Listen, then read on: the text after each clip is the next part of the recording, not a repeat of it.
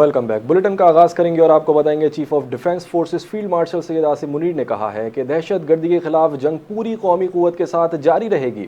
ISPR के मुताबिक general headquarters Rawalpindi में पाक फ़ौज के अफसरान और जवानों को अस्करी एजाज़ात देने की एक परवकार तकरीब तकसीम असनाद मुनक्किद हुई। फील्ड मार्शल सैयद आसिम मुनीर ने बतौर मेहमान खुसूसी तकरीब में शिरकत की और शहदा के अहल खाना, अफसरान और जवानों को ऑपरेशंस में गैर मामूली बहादुरी और मुल्क के लिए नुमाया खिदमात के एतराफ़ में एजाज़ात से नवाजा। इस पुरवकार तकरीब में 50 सितारा इम्तियाज़ मिलिट्री और 12 तमग़े बसालत अता किए गए। बाद अज़ शहादत दिए जाने वाले तमग़े शहदा के अहल खाना ने बड़े वक़ार और इज़्ज़त के साथ वसूल किए। शहदा और गाज़ियों को खिराज अक़ीदत पेश करते हुए फील्ड मार्शल सैयद आसिम मुनीर ने कहा कि शहदा और गाज़ी कौम का दायमी फ़ख्र हैं। उनकी इज़्ज़त और क़ुरबानी हर पाकिस्तानी के लिए एक मुक़द्दस अमानत है। हमारे वतन का अमन और सलामती इन्हीं की अजीम क़ुरबानियों और फ़र्ज से बेलौस वाबस्तगी का नतीजा है। वज़ीर-ए-आज़म मोहम्मद शहबाज शरीफ की जानिब से प्रिंस रहीम आगा खान पंजुम के एज़ाज़ में नाश्ते की खुसूसी तकरीब का एहतमाम किया गया। तकरीब प्रिंस रहीम आगा खान के पहले सरकारी दौरे पाकिस्तान के मौके पर मुनक़्क़िद हुई। वज़ीर-ए-आज़म शहबाज शरीफ ने मुअज़्ज़ज़ मेहमान का पुरतपाक खैर मक़दम करते हुए अमन, इस्तेहकाम और हुकूमतों, बैनुल-अक़वामी शराकतदारों के साथ तामीरी रवाबित के फ़रोग़ के लिए उनके किरदार को सराहा। वज़ीर-ए-आज़म ने उनके मकासद के लिए पाकिस्तान के मुश्तरका अज़्म का भी इआदा किया।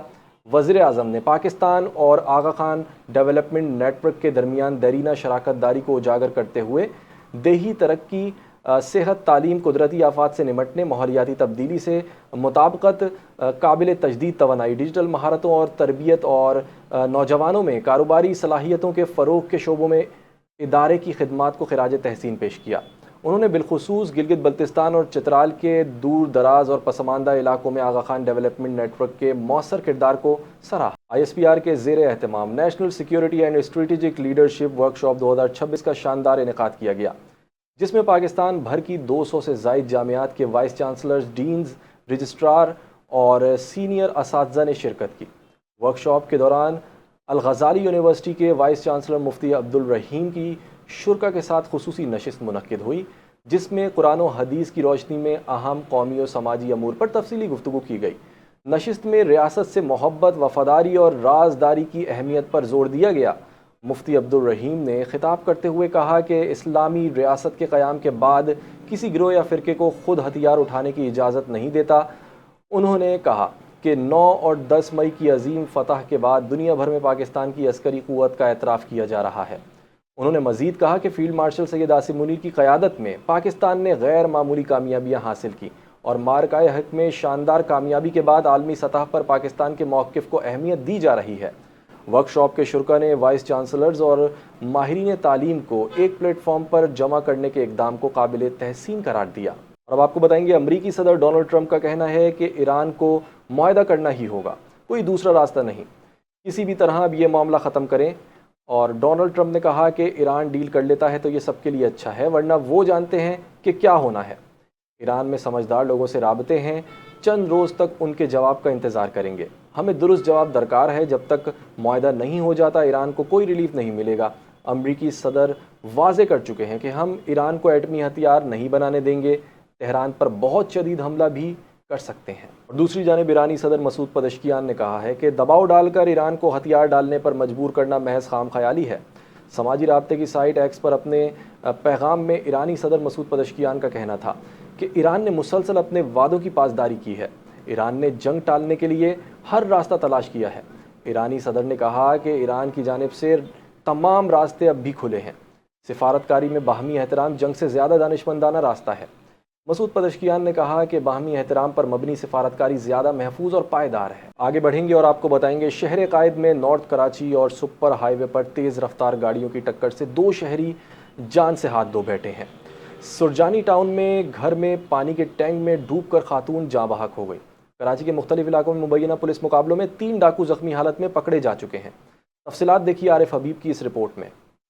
کراچی کے علاقے نارتھ کراچی کریلا موڑ تیز رفتار گاڑی کی ٹکر سے باپ جاں بحق اور 2 بیٹے زخمی ہو گئے۔ ریسکیو کام کے مطابق مقتولین کی شناخت عظیم کے نام سے ہوئی، جبکہ موئز اور توحید شدید زخمی ہوئے، جن کو طبی امداد کے لیے اسپتال منتقل کر دیا گیا۔ ادھر سپر ہائی وے زکریا گوٹ کے قریب ٹریفک حادثے میں ایک شخص جاں بحق ہوا، جس کی شناخت حال نہ ہوئی۔ شہر کے مختلف علاقوں میں مبینہ پولیس مقابلوں میں 3 ڈاکو بھی زخمی حالت میں گرفتار ہوئے، جن کی شناخت نعمان، کامران اور یونس کے ناموں سے ہوئی۔ ڈاکوؤں سے اسلحہ بھی برآمد ہوا۔ سوجانی ٹاؤن میں گھر میں پانی کے ٹینک میں ڈوب کر خاتون رومانہ جاں بحق ہوئی۔ ادھر میمن کوٹ میں جھلس کر رجب نامی نوجوان زخمی ہوا، جبکہ گلشن اقبال یونیورسٹی روڈ پر جھاڑیوں میں لگی آگ پر فائر بریگیڈ نے قابو پا لیا۔ اور لاہور میں نیوز کانفرنس کرتے ہوئے وزیر اطلاعات پنجاب عظمہ بخاری نے کہا ہے کہ آذربائیجان میں منعقدہ ورلڈ اربن فورم میں وزیر اعلیٰ پنجاب مریم نواز مرکز نگاہ رہیں۔ انہوں نے کہا کہ وزیر اعلیٰ مریم نواز نے پاکستانی پویلین کا افتتاح کیا اور ان کے اقدامات کو عالمی سطح پر پذیرائی ملی۔ عظمہ بخاری کے مطابق پنجاب کے 2000 سے زائد دیہات کو ماڈل ولیجز میں تبدیل کیا جا رہا ہے، جبکہ اپنی چھت اپنا گھر پروگرام کے تحت 1 لاکھ گھر زیر تعمیر ہیں۔ انہوں نے کہا کہ پنجاب نے گندم کی پیداوار کا مقررہ ہدف حاصل کر لیا ہے اور وزیر اعلیٰ مریم نواز نے ریکارڈ کاشت پر متعلقہ اداروں کو شاباش دی ہے۔ وزیر اطلاعات پنجاب کا کہنا تھا کہ صوبے میں گندم کا وافر ذخیرہ موجود ہے اور آٹے کی قیمتوں میں اضافے پر زیرو ٹالرنس پالیسی اپنائی گئی ہے۔ انہوں نے بتایا کہ وزیر اعلیٰ مریم نواز گندم اور آٹے کی قیمتوں کی خود نگرانی کر رہی ہیں۔ اور کراچی میں نیوز کانفرنس کرتے ہوئے سینئر صوبائی وزیر شرجیل انعام میمن نے کہا ہے کہ سندھ حکومت نے مختلف شعبوں میں اہم فیصلے کیے ہیں، جن میں صحت، زراعت، ماہی گیری، جیل اصلاحات اور کاروباری سہولتوں سے متعلق اقدامات شامل ہیں۔ انہوں نے کہا کہ سندھ میں جدید طرز کے آٹزم سینٹرز قائم کیے گئے ہیں اور وفاقی حکومت نے سندھ حکومت کی کارکردگی کو سراہا ہے۔ صوبے میں گندم کی ریکارڈ کاشت ہوئی ہے، جبکہ ذخیرہ اندوزوں کے خلاف سخت کارروائی کی جائے گی۔ انہوں نے بتایا کہ کابینہ نے صوبے سے باہر گندم لے جانے پر کڑی نگرانی کا فیصلہ بھی کیا ہے۔ سینئر صوبائی وزیر نے کہا کہ ماہی گیروں کو معاشی ریلیف فراہم کرنے کے لیے 1 سے 15 جون تک ماہی گیری کی اجازت دی گئی ہے۔ جیلوں میں قیدیوں کی خوراک بہتر بنانے کے لیے 91 کروڑ 61 لاکھ روپے سے زائد کی اضافی گرانٹ منظور کی گئی ہے۔ شرجیل میمن نے بتایا کہ جے پی ایم سی اور N I C H operation and management act 2025 کے مسودہ بل کی منظوری دے دی گئی ہے، جبکہ وفاق سے منتقل شدہ طبی اداروں کے انتظام کے لیے نیا قانونی فریم ورک بھی منظور کر لیا گیا ہے۔ انہوں نے کہا کہ Sindh post graduate residency policy 2026 نافذ کرنے اور تمام سرکاری طبی اداروں میں یکساں داخلہ نظام متعارف کرانے کا فیصلہ کیا گیا ہے، جس کے تحت 3794 تربیتی نشستوں کے لیے 4 ارب 73 کروڑ 90 لاکھ روپے مختص کیے گئے ہیں۔ اور جب چولہے ٹھنڈے ہوں تو صرف کھانا نہیں، روزمرہ زندگی بھی متاثر ہوتی ہے۔ کراچی میں گیس کی غیر اعلانیہ لوڈ شیڈنگ سے شہری مشکلات کا شکار ہیں۔ صبح کے اوقات میں چولہے بند رہنے سے گھریلو نظام، اسکول اور دفاتر جانے والے افراد متاثر، جبکہ کئی خاندان مہنگے داموں سلنڈر خریدنے پر مجبور ہیں۔ تفصیلات دیکھیے سحر خان کی رپورٹ میں۔ گیس کی بندش نے چولہے ہی نہیں گھروں کا سکون بھی بند کر دیا ہے۔ کراچی سمیت مختلف علاقوں میں گیس کی طویل اور غیر اعلانیہ بندش نے شہریوں کی روزمرہ زندگی کو بری طرح متاثر کرنا شروع کر دیا ہے۔ صبح کے اوقات میں چولہے ٹھنڈے رہنے سے گھروں میں ناشتہ اور کھانا تیار کرنا مشکل ہو گیا ہے، جبکہ اسکول اور دفاتر جانے والے افراد بھی متاثر ہو رہے ہیں۔ کیا بتائیں، یہاں کے حالات ایسے ہیں کہ نہ بجلی ہے، نہ پانی ہے، نہ گیس ہے۔ اتنے پریشان ہو گئے ہیں، پانی ساری رات جاگتے رہتے ہیں، پانی کا پتہ نہیں ہوتا۔ گیس جس ٹائم کھانا پکانے کا ٹائم ہوتا ہے گیس نہیں ہوتی، عجیب پریشانی میں ڈال دیا ہے۔ گیس نہ آنے کے باعث کئی خاندان مہنگے داموں LPG سلنڈر خریدنے پر مجبور ہیں۔ شہریوں کا کہنا ہے کہ مہنگائی پہلے ہی زندگی مشکل بنا چکی ہے اور اب متبادل انتظامات نے گھریلو بجٹ مزید متاثر کر دیا ہے۔ ادھر اتنی بدترین حالات ہیں، پانی کے، بجلی کے، گیس کے۔ 800 روپے، 1000 روپے کا سلنڈر بھروانا پڑ رہا ہے، جو مشکل سے ایک ہفتہ بھی نہیں چلتا۔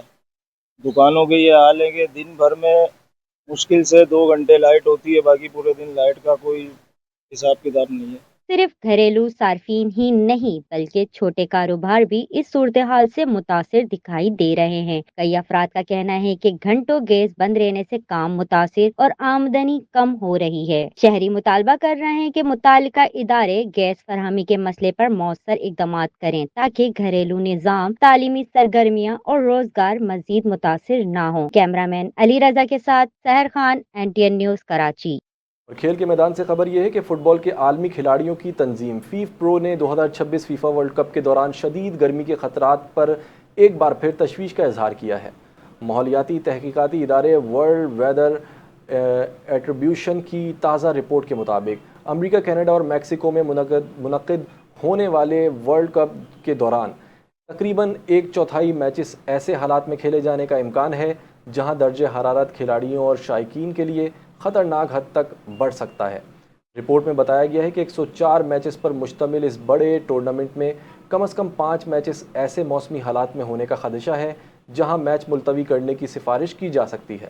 ماہرین نے wet bulb globe temperature index کے ذریعے اندازہ لگایا ہے جو یہ جانچتا ہے کہ انسانی جسم گرمی میں خود کو کس حد تک ٹھنڈا رکھ سکتا ہے۔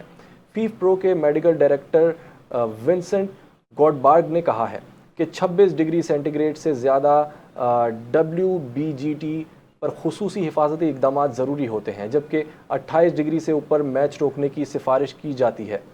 فیفا نے موقف اختیار کیا ہے کہ کھلاڑیوں اور شائقین کے تحفظ کے لیے کولنگ سسٹمز، ہائیڈریشن بریکس اور طبی سہولیات سمیت مختلف منصوبے تیار کیے جا رہے ہیں۔ رپورٹ میں کہا گیا ہے کہ میامی، نیو یارک، فلاڈیلفیا اور کینسس سٹی میں گرمی کا خطرہ سب سے زیادہ ہوگا، جبکہ فائنل میچ کے دوران بھی درجہ حرارت خطرناک حد تک بڑھنے کا امکان ظاہر کیا گیا ہے۔ بلیٹن سے فی الحال اتنا ہی۔ مزید خبروں اور اپڈیٹس کے لیے دیکھتے رہیے NTN۔